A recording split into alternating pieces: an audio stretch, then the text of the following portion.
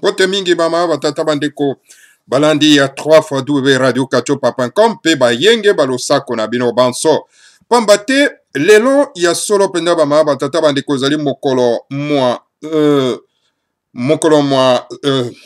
ya poso bolimbisa bama batata bandeko donc toza kotala ndenge nini bandeko baza kopesa biso mbote kuna.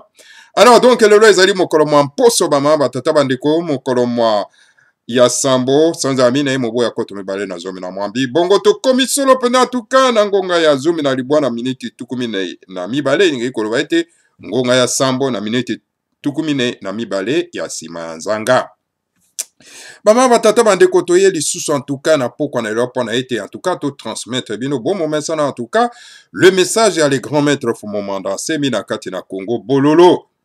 Alors, yango na tuka bama batata bandeko tokoza lobe mokuse penda na pokwa na Europe bama batata bandeko pamba te toza na Congo dieto mibale mobimba toza ko transmettre bino yango na pokwa na Europe bama batata bandeko pona ete bokwa kozwa connaissance na yango bama batata bandeko pamba te vitesse ya makambo ezali kokenda ezali penda ya kosakana te esengeli tozala solo penda informé na maye oyo tu mwana nzambe Fumomanda nsemi azali kokoma pona biso bama batata bandeko. Donc voilà.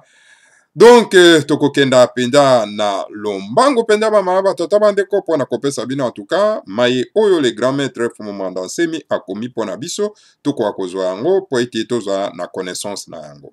Awa tokotala solo penda en tout cas bama batata bandeko Congo dieto numéro 3314 si je m'abuse pas bama batata bandeko Congo dieto 3312 bolimbisi et par wapi en tout cas Fumomanda nsemi parle de la nécessité de la vraie alternance au pouvoir en République démocratique du Congo bama batata bandeko.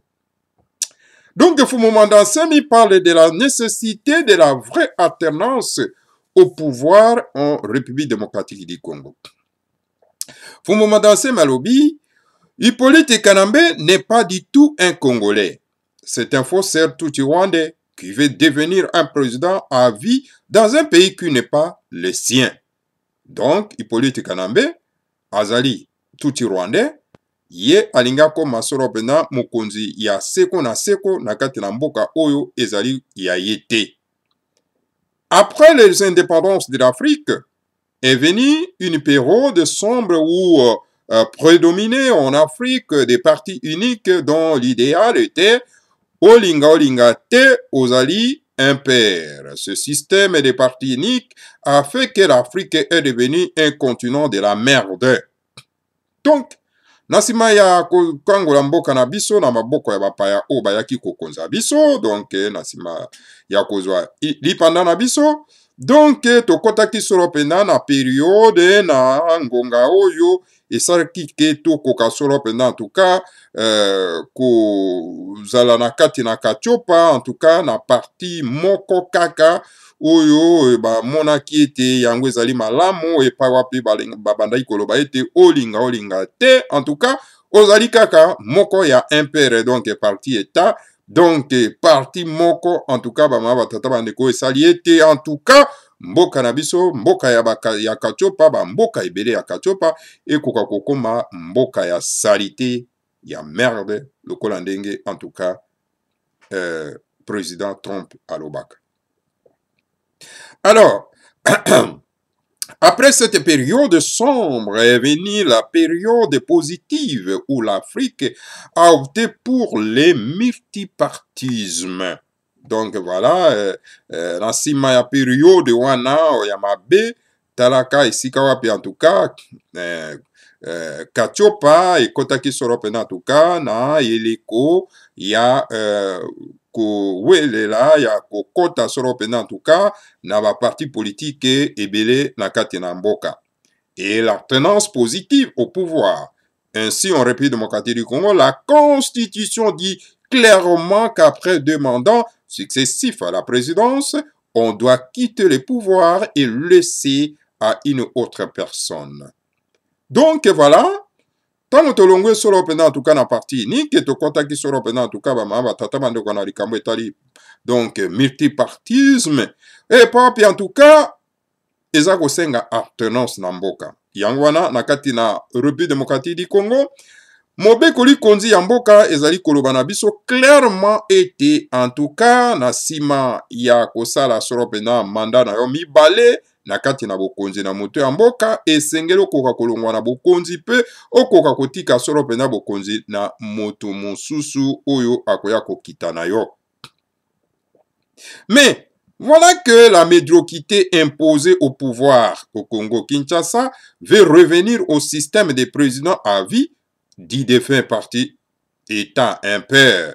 Lorsqu'on sait ce qu'il faut faire au sommet de l'État, on n'a pas besoin d'être président à vie pour cela, car 3 années suffisent pour le faire et ainsi faire progresser les pays par l'alternance au pouvoir. Etala sikoyo toutaki soit pendant la partie unique. Etala sikoyo en tout cas, ba oyo ba kitana ki soro pendant en tout cas, bande konabiso oyo ba leki. Alors tale pa wapi ba médiocrité bango wana ba ye kokota na kati na mboka, ba elingi ba ya ko imposer na kati na Congo Kinshasa en tout cas, ba zongisa biso na sima na parti il y a parti État, donc système, il y a président défunt, président Oyatika biso Kondo Maréchal Mobutu. Bangi bazong sabiso donc na parti unique donc impair olinga te ozali moto na impair. Et pourtant, tango toyebi très bien que bama batata bandeko na kati na mutu ya mboka na biso toza na besoin donc bama batata bandeko kozala na président invité bama batata bandeko pamba te mbula misato ekoki pona ete okoka solo penda ko progresser ko tambwisa mboka na yo na lolenge ya malamu. Alors soko sala kite na mbula misato eleki est-ce que yo penda oza penda sûr que na bambula misato mosusu koya ko sala isusu malonga ko sala malonga te bama batata bandeko. Je le répète et je l'insiste que nous sommes pour une transition sans Hippolyte Kanambe qui ne respecte aucune convention conclue avec lui. Une transition dont nous nous attaquerons à l'identification de la population. Voilà, à l'identification de la population. Donc voilà, c'est ça ce que nous voulons. Donc, le grand maître Fondamental Malobi, Alobi Boye. Alobi, naza ko répéter, ango pe naza ko insister que tozali kokota na kati na période na ekeke ya transition sans Hippolyte Kanambe. Oye papi ye atosaka na ye mobeko moko te oyo boyokani na ye. Et pa wapi transition wana toko s'attaquer na likambo etali solo pena identification à population pona koyeba nani wazali congolais nani wazali congolais te. Et puis koleka na recensement donc il y a population pona koyeba nani oyo azali congolais a solo pe bazali boni bazali motango boni.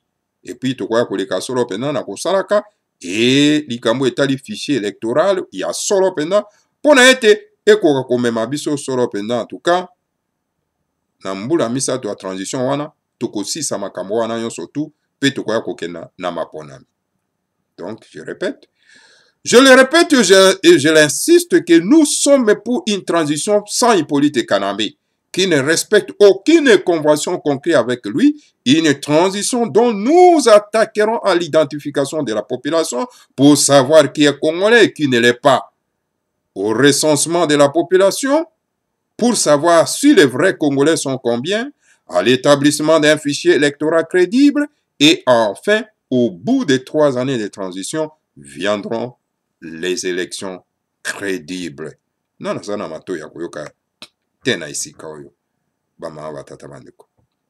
vouloir forcer les peuples congolais d'aller actuellement aux élections, des mascarades d'un pays fortement infiltré de Tutsi Rwandais, de Tutsi Ougandais, de Tutsi Tanzaniens, de Tutsi Burundais et autres, c'est encourager la merde plutôt au Congo-Kinshasa. C'est pourquoi nous disons que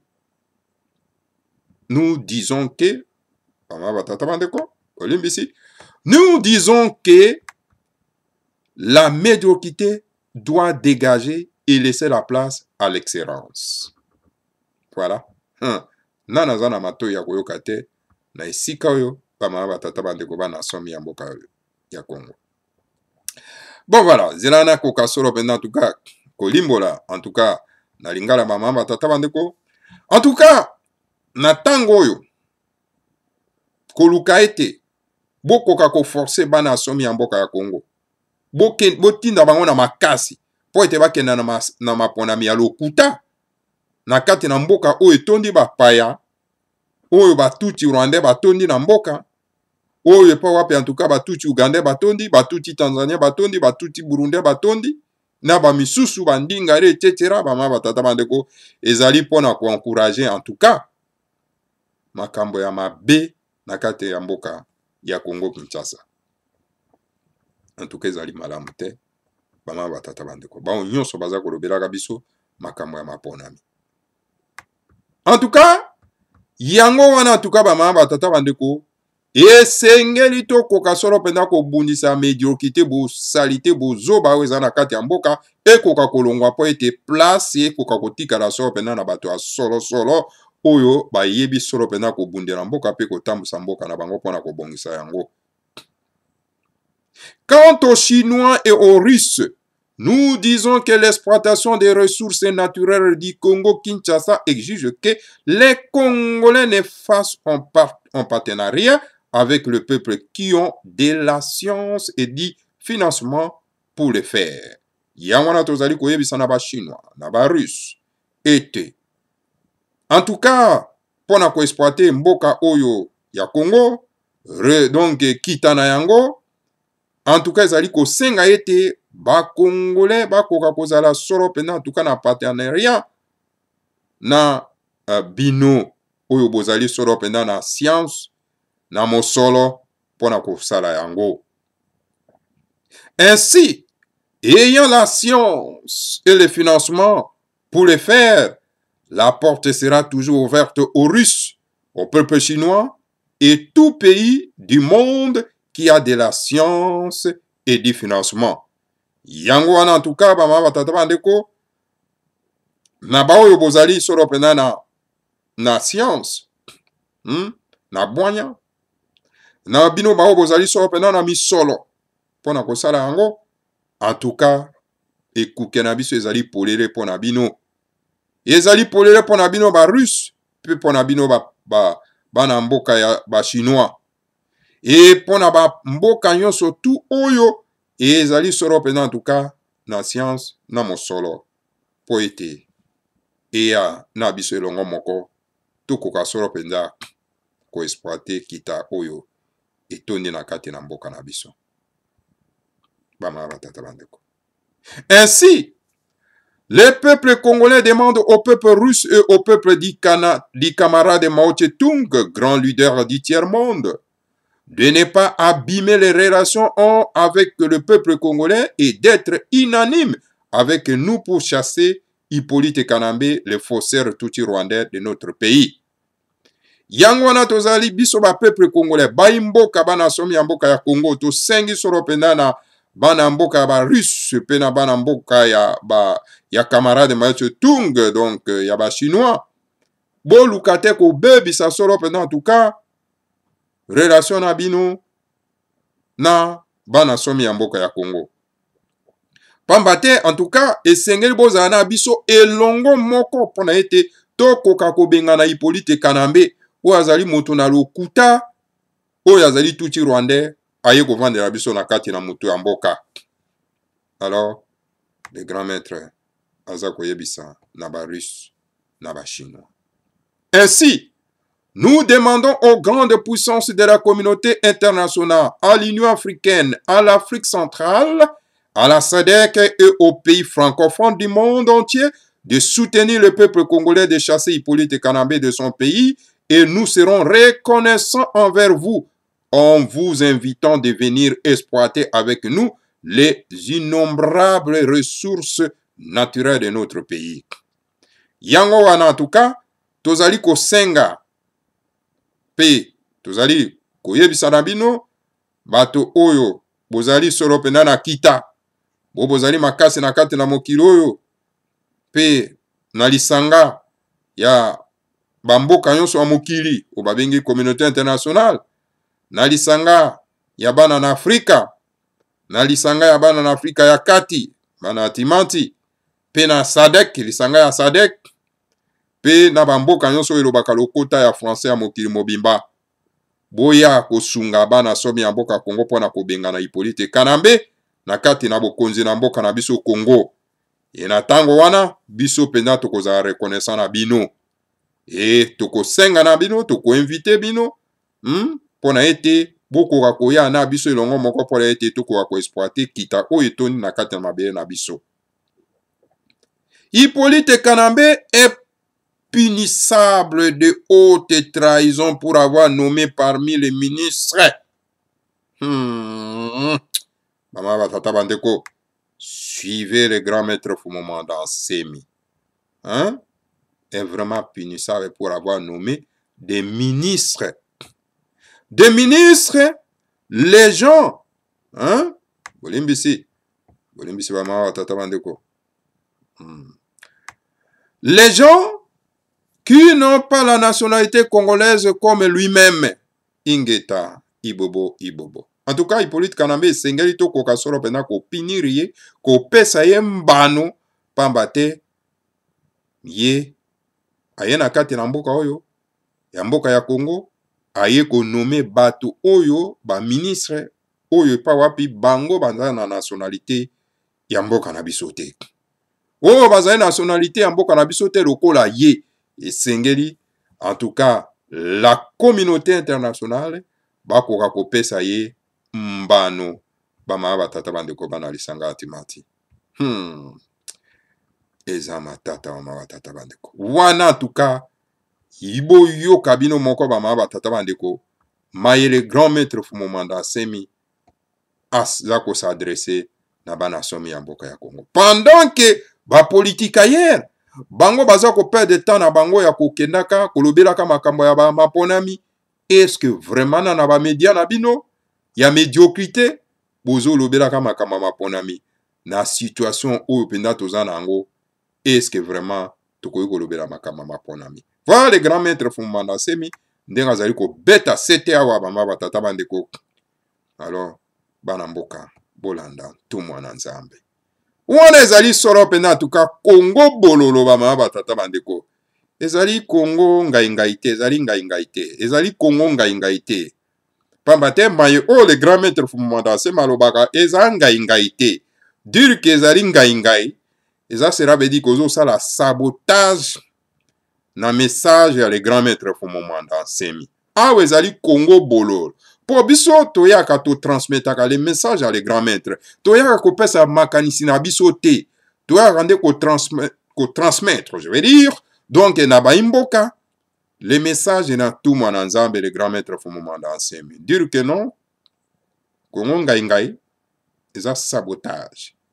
Oza ko saboter mbuta bopelete kasi ozande ko saboter mosala ya le grand maître Fumomanda Nsemi. Tout mwana nzambe. Donc voilà, bama batata bandeko ezali Congo bolo po mayo le grand maître Fumomanda Nsemi alobaka ezali bololo pona ko avale mais soko meli yango tala ndenge kozwa lobiko tala ndenge mboke kokangwama kasi ngai te ezali ngai te bama batata bandeko ngai kolia ngeba kaka osali yango pepe supole ba otondi lelo lobo yesu nanzala. Mais tandis que oyo maye oyo le grand maître Fumomanda Nsemi aza koloba eza Congo bololo. Eza bololo kasi soki onde omeli yango ozwi lobiko po oza na bokono. Soko omeli ozwi lobiko. Bama batata bandeko toke na Congo dieto ya suka. Donc Congo dieto 3313. Yango eza kolobela biso nini. Le grand maître Fumomanda Nsemi, député de l'opposition à l'Assemblée nationale congolaise, deuxième mandat, dit aux Russes plutôt, et aux Chinois que le problème de la Libye est différent du problème de la République démocratique du Congo. Donc, le grand maître Fumomanda Nsemi aza ko s'adresser et pas ya ba Russe na ba Chinois pour na koyebisa bango ke likama oyo République démocratique eza nango ezali différent na oya Libye. Po bango baza kozwa kotia problème ya Congo na saki moko na zale moko ya lokola likama oyo ekomeli Libye. Bon, tolanda malamu na bokebi. Muammar Kadhafi est un Libyen. Authentique, hein, bien sûr. Tandis que Hippolyte Kanambe est un Tutsi rwandais. Il n'est pas un Congolais. Quel mal le Russe et le Chinois. L'égalité, ni de la nationalité. Olimbisi, batata bandeko. Olimbisi batata bandeko. Parce que j'ai un peu moins sauté moi mon il faut attendre correctement. Mohamed Kadhafi est un Libyen. Authentique, bien sûr. Tandis que Hippolyte Kanambe est un Tutsi rwandais. Il n'est pas un Congolais. Quel mal le Russe et les Chinois trouveront-ils si le peuple congolais veut chasser de son pays un faussaire Tutsi rwandais qui n'est pas un Congolais? Mutuna ou le grand maître Fumanda Semi azako tuna ba Russe na ba Chinois. Alors bibwe. Parce que bango balingi bazwa problème ya Congo, loko les andenge moko na problème ya Libye. Alors le grand maître Fumanda Semi alobi problème ya Kadhafi, problème ya Congo na ya Libye zandenge moko te. Moi alobi Muammar Kadhafi yazalaki Libyen ya solo. Mais tandis que Hippolyte Kanambe Joseph Kabila yazali Tutsi rwandais. Azana e Congolais te. Mais sikoyo en tout cas, le grand maître Atunu Motuna. Alors, mais sikoyo mabe nini oyo ba Russe na ba Chinois baza komona ete soki Congolais abengani mopaya Tutsi rwandais oyo azana mutu ya mboka na bango Congo. Eza motuna oyo le grand maître aza kotuna ba Chinois na ba Russe. Pas quoi répondre ko yanola. Kadhafi et Bassar ne sont pas comparables aux faussaires Tutsi rwandais Hippolyte Kanambe parce que celui-ci dirige un pays qui n'est pas le sien. Contrairement à Kadhafi et à Bassar, Assad, qui sont les fils de leur propre pays, donc sont les nationaux. Kadhafi, non, Assad, Bassar. En tout cas, bango okoki ko compare te bango na oyo moto to bengi moto na lokuta oyo kombo ya Tutsi rwandais na kombo ya Hippolyte Kanambe. Pamba te moto oyo azali ko dirige mboka ya République démocratique du Congo azali congolais te, azo dirige mboko ezali aye te. Mais tandis que Kadhafi na Bassar al-Assad bazali bana ya mboka na bango. Donc, bazali banationaux. Bana somi ya mboka na bango. Hippolyte Kanambe est un criminel qui a massacré le peuple congolais dans toutes les provinces de la République démocratique du Congo et l'a jeté dans des fosses communes, ce qui n'était pas le cas de Kadhafi et Bassar al-Assad. Hippolyte Kanambe Joseph Kabila azali criminel motomboki. Hein? Oyo moto oyo abomi bato a massacré bato bana somi ya mboka ya Congo pe abwaki bango en tout cas na ba fosse commune partout na ba province yon surtout oyo ezali kosala République démocratique du Congo. Alors sikoyo Kadhafi na Bassar al-Assad botala nano est-ce que bango basali le massacre koboma bato lokola ndenge Hippolyte Kanambe aza kosala na mboka ya Congo? Bama batata bandeko botala bato oyo makambo bango baza ko comparer bama batata bandeko ezali vraiment très grave. Pona nini? Parce que biso toujours lakisa bango te lolenge oyo le grand maître Fumanda Semi aza penza donc kolakisa mokili mobimba ndenge bango baza kolobaka na bakulisi na bango bama batata bandeko. Hippolyte Kanambe n'a plus de légitimité ni de la légalité au Congo-Kinshasa tel que stipule la constitution congolaise qui dit qu'après avoir fait des mandats successifs au pouvoir, vous devez quitter le pouvoir et le laisser à une autre personne pour l'alternance. Ce qui n'est pas le cas du Parti communiste russe et du Parti communiste chinois où la présidence à vie est permise. Le grand maître Fumandase Malobi, Hippolyte Kanambe, azali ata na légitimité moko te pe na légalité moko te na kati ya mboka. Lokola ndenge constitution mobekoli konzi eza koloba constitution ya mboka ya bana somi ya mboka ya Kongo ezali koloba ete nsima ya kosala manda mibale na kati na bokonzi esengeli okoka kolongwa na bokonzi otika mboka na moto mosusu oyo akokamba. Alors donc ce qui n'est pas le cas na parti communiste russe pe na parti communiste chinois epai wapi présidence à vie ezali autorisé.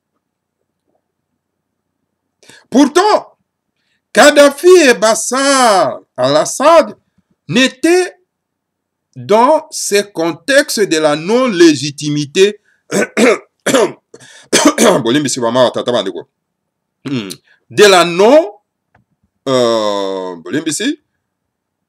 de la non-légalité ni de la nationalité. Vu toutes ces raisons évoquées ci-dessus, vouloir soutenir Hippolyte Kanambe serait un signe de mauvaise foi envers le peuple congolais qui a tant souffert, pourtant qu'il a besoin d'une assistance pour chasser le Tutsi rwandais de son pays. Alors, tata bandeko, tikana kwa kolimbola, na baimboka, na lingala mai oyo, le grand maître Fumandase azako maltere a bamama tata bandeko. Le grand maître Fumandase Malobi,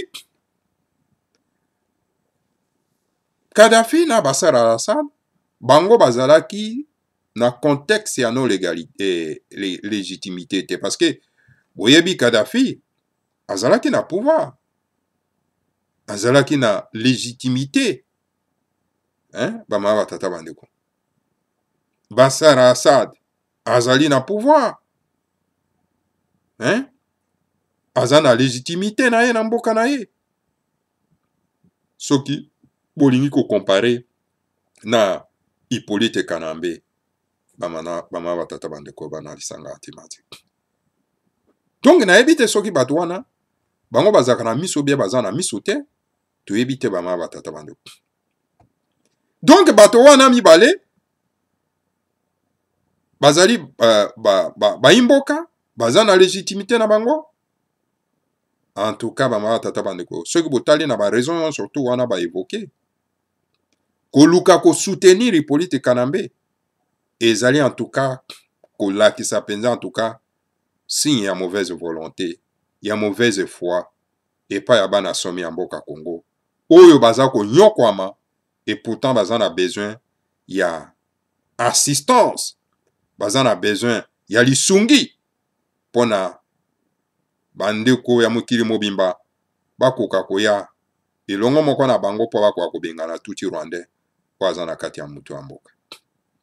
Hippolyte Kanambe n'est pas un Congolais, c'est un Tutsi rwandais qui s'est accaparé des richesses colossales du Congo, Kinshasa, grâce auxquelles il est devenu le roi du monde qui fait marcher tout le monde.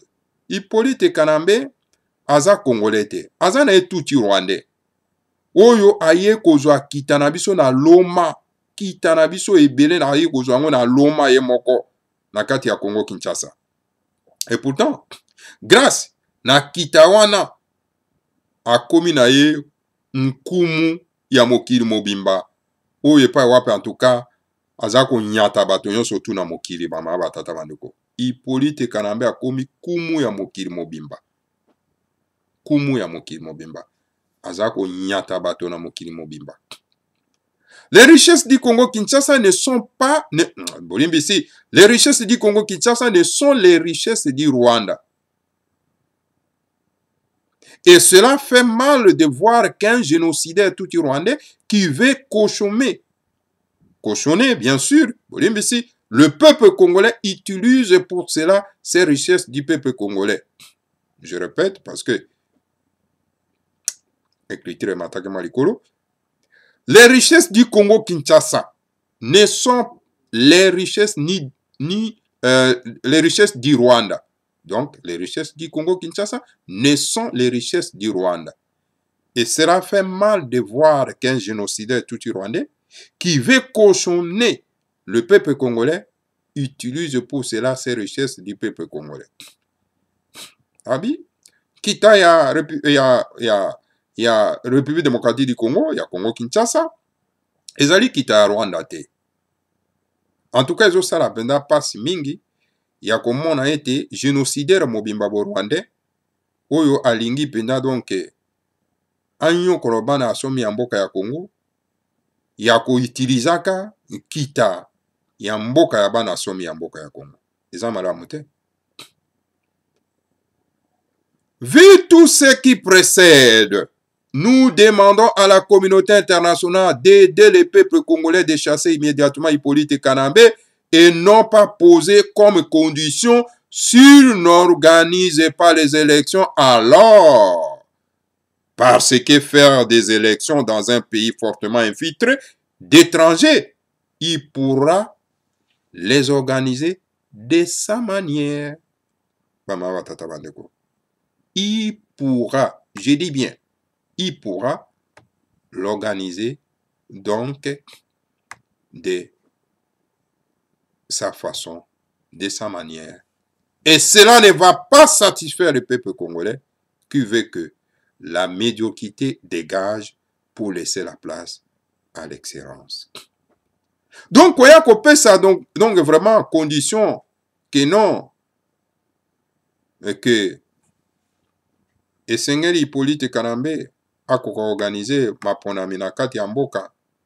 En tout cas, on est allé pendant en tout cas de mauvaise foi. Il y a la communauté internationale. Na komona na nyonso tout lobby.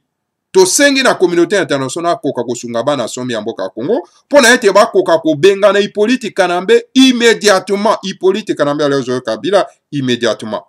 Pas question à koyebisa biso ete to pe sur condition ceux qui organisent ma ponami te alors en tout cas ils ont na bosenga te ya kopesa condition.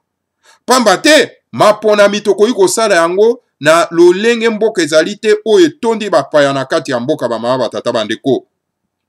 E soki ke a organize maponami na ndenge oyo toza na yango lelo ako organize maponami na lolenge oyo ye moko po ete akoka kolonga yango.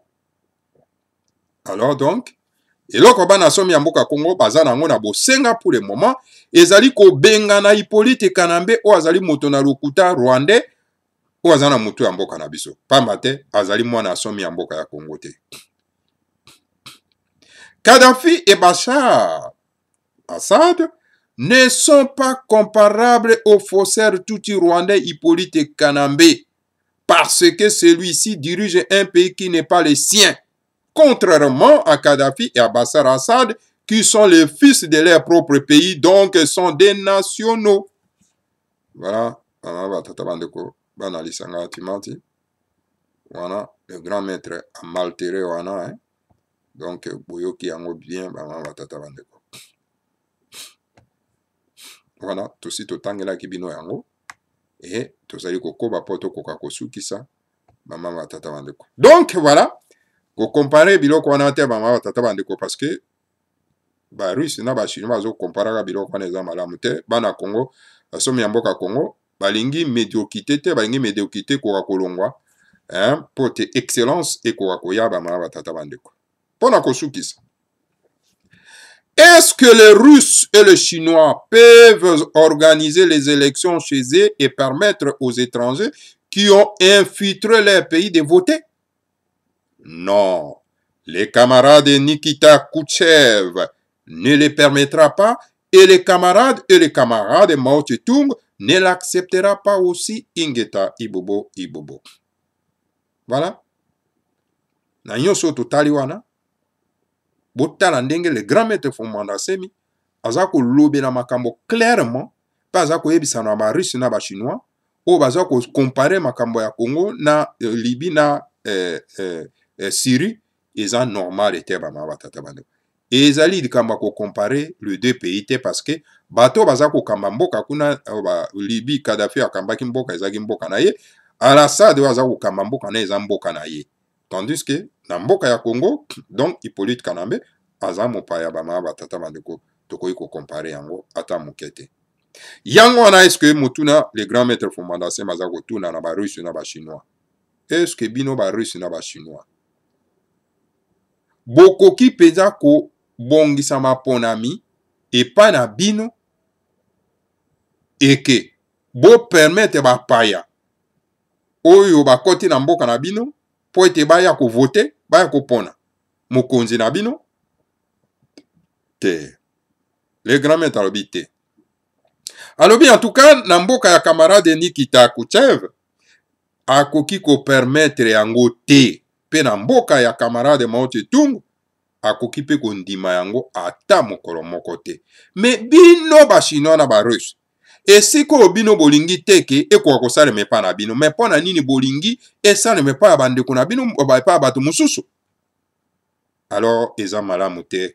Bozali tout simplement ke na ba mauvaise foi, bozali ba raciste, boza na bino tout simplement kolinga nde kita ya mboka ya bana somi ya mboka Congo et non bana somi ya mboka Congo bavanda na mboka wana. Voilà bama batata bandeko bana lisanga antimati nga na suki awa wana ezalaki donc Congo dieto ya le grand maître Fumanda Seme na kopesa bino na poko lelo tokuta na bino embarrassement toujours aussi 3 fois radio-kachopa.com. Donc tika ete Nzambe apungu tulendo akwa kopambola bino apambola Fumanda Seme pe apambola la République fédérale du Congo. Matondo mingi ingeta ibobo